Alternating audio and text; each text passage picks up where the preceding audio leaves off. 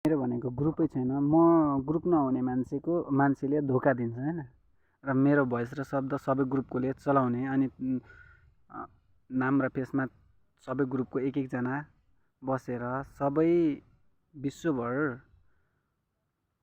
झुट नाम फैलाउने, नाम र तिमीहरूको ग्रुपको एक एकजनाले नाम र फेसमा राखेर दुनियाँ मान्छे भ्रममा राख्ने सब चिज पाउने तिमीहरू चाहिँ। म चाहिँ अझै मैले धोका दिएँ अरे। मैले आफ्नो बनाउँदैछु।